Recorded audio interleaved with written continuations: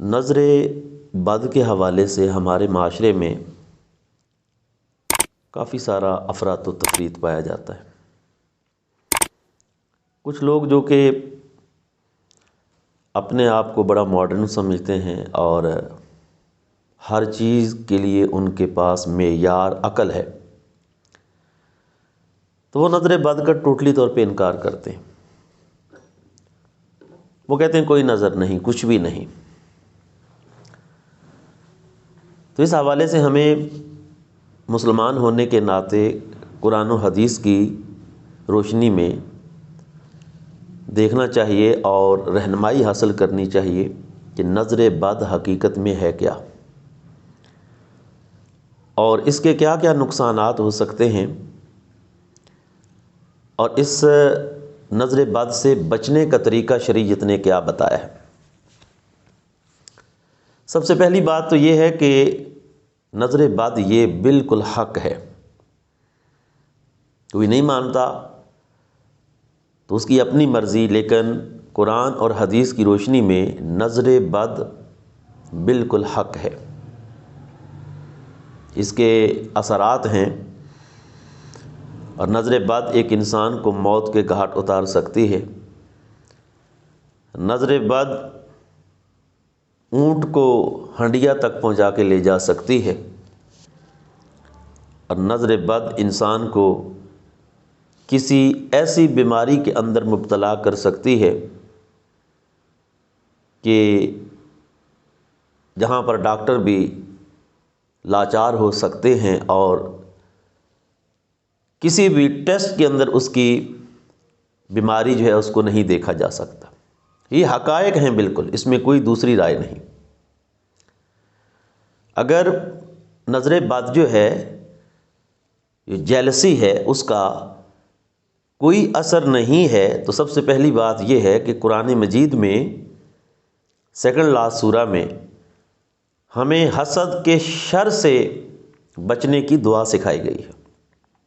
وَمِن شَرِّ حَاسِدٍ إِذَا حَسَدَ، یہ اللہ کا قرآن ہے، ہمیں حکم مل رہا ہے کہ آپ یہ دعا کرو کہ اے اللہ، حاسدین کے حسد کے شر سے مجھے اپنی پناہ عطا فرما۔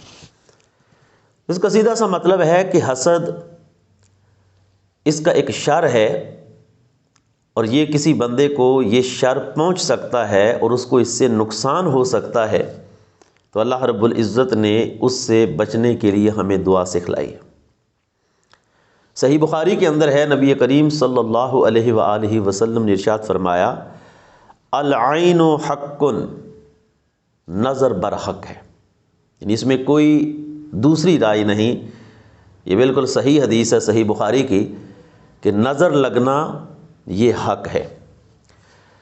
اور صحیح بخاری کے اندر ہی دوسرے مقام پر نبی کریم صلی اللہ علیہ وسلم کی دعا وہ منقول ہے کہ آپ صلی اللہ علیہ وآلہ وسلم کس طرح دعا مانگا کرتے تھے، اور اپنے شہزادوں حسنین کریمین کو دعا پڑھ کے کس طرح دم کیا کرتے تھے، اس کا ذکر بھی حدیث مبارکہ کے اندر موجود ہے۔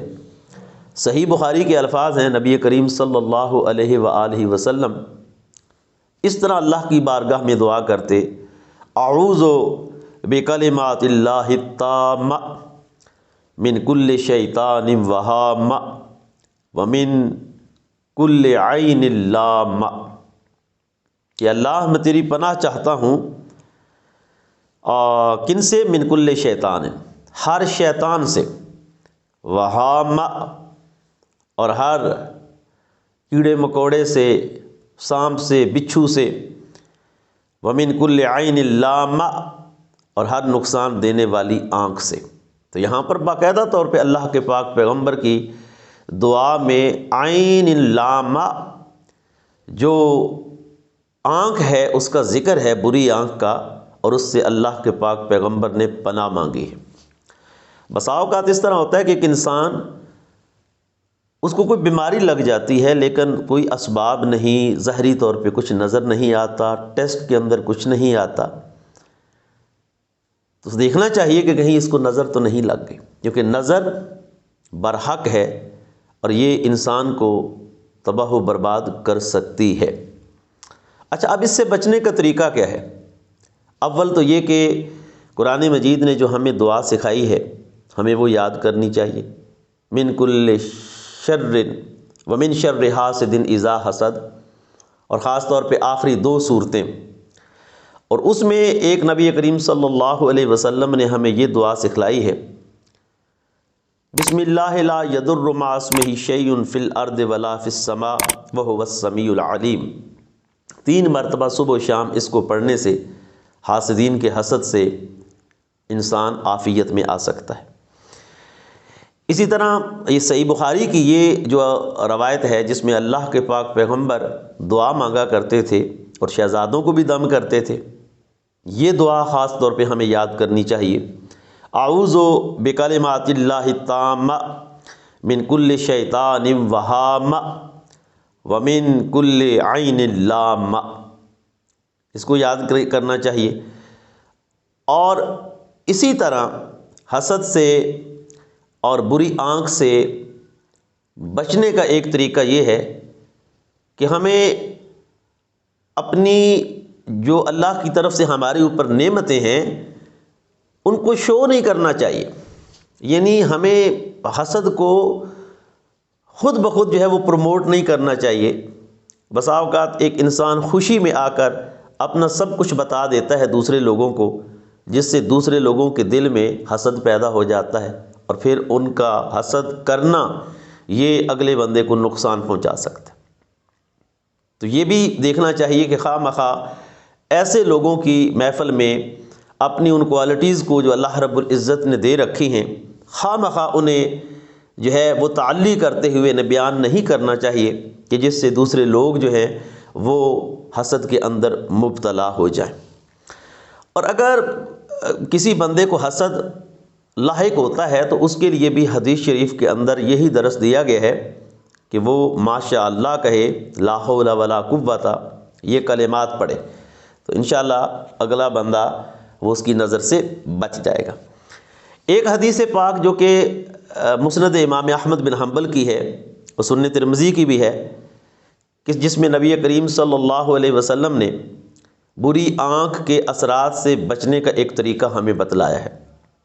وہ طریقہ یہ ہے کہ اگر آپ کو مثلاً یہ بات معلوم ہو جاتی ہے کہ فلاں بندے کی مجھے نظر لگی ہے، کبھی کبھی ایسا ہوتا ہے کہ اللہ رب العزت خواب میں وہ بندہ دکھا دیتا ہے کہ یہ آپ کا بدخواہ ہے، یا ویسے انسان کو اندازہ ہوتا ہے کہ یہ میرے بارے میں برا سوچتا ہے اور اس کی نظر مجھے لگ گئی، تو اگر تو وہ مسلمان ہے تو پھر اس بندے کے پاس جانا چاہیے اور اسے بولنا چاہیے کہ وضو کرو میرے سامنے، اور وضو کا جو پانی ہے وہ ایک برتن میں گرنا چاہیے۔ اس وضو کے پانی کو اگر انسان اپنے جسم پر انڈیل لے تو حدیث کے مطابق جو نظر بد ہے وہ اس کا اثر ختم ہو جائے گا۔ اللہ کے پاک پیغمبر صلی اللہ علیہ وسلم کے ایک صحابی، ان کو اسی طرح جو ہے وہ نظر لگ گئی، تو نبی کریم صلی اللہ علیہ وسلم کو جب پتہ چلا تو آپ نے فرمایا کیا ہوا؟ تو انہوں نے عرض کی کہ فلاں فلاں میرے پاس سے گزرا تھا اور انہوں نے بڑی عجیب نظر سے مجھے دیکھا، تو اس وقت سے میری طبیعت خراب ہے۔ اللہ کے پاک پیغمبر صلی اللہ علیہ وسلم نے دوسرے شخص کو بلایا اور اسے وضو کرنے کے لیے کہا۔ جب انہوں نے وضو کر لیا، ایک برتن کے اندر پانی اکٹھا ہو گیا، تو نبی کریم صلی اللہ علیہ وسلم نے اس وضو کا پانی اس صحابی کو دے دیا جنہیں نظر لگی ہوئی تھی، اور انہیں فرمایا کہ اپنے جسم کے اوپر انڈیل لو۔ جو ہی انہوں نے وضو کا وہ پانی اپنے جسم پہ انڈیلا تو اسی وقت وہ بالکل حشاش بشاش ہو گئے اور ان کی طبیعت ساری کی ساری درست ہو گئی۔ تو یہ چند اس کے اندر جو ہے وہ علاج قرآن اور حدیث کی روشنی میں میں نے آپ کے سامنے ذکر کیے ہیں۔ ہمیں چاہیے کہ انہی کی روشنی میں اپنی زندگی جو ہے وہ بسر کریں۔ اللہ رب العالمین سبھی کو نظر بد کے اثرات سے محفوظ و مامون فرمائے۔